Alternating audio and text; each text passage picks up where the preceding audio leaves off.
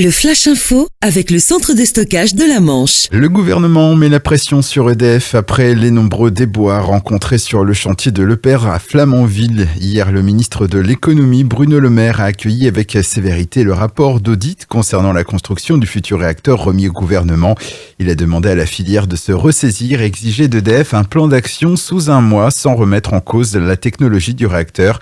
Pour rappel, les retards continuent de s'enchaîner sur le chantier EPR de Flamanville dont le coût a triplé à 12,4 milliards d'euros.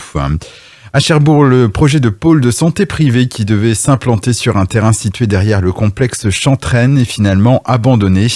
Le permis de construire avait pourtant été accordé le 15 octobre 2018 pour une superficie de terrain de 3015 mètres carrés et une surface planchée de 1187 mètres carrés.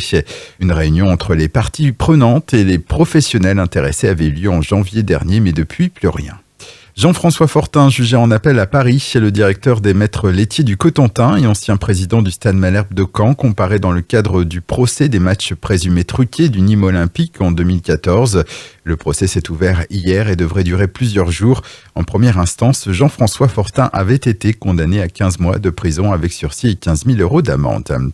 Vous l'aurez remarqué, le mois d'octobre a été pluvieux dans la Manche. Si le mois n'est pas tout à fait terminé, les chiffres sont déjà largement au-dessus des normales de saison en termes de pluviométrie.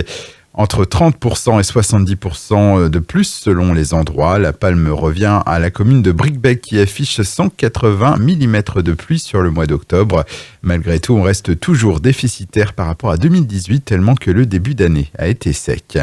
Et puis c'est une bonne nouvelle pour les habitants de la commune déléguée d'Urville-Nacqueville. Leur boulangerie qui a été fermée depuis plus d'un an vient de rouvrir ses portes. La boutique est désormais baptisée Le Vieux Pétrin. Le Flash Info vous a été présenté par Landra, centre de stockage de la Manche à Digoulville. Pour en savoir plus et visiter notre centre, 0810 120 172, coup d'un appel local.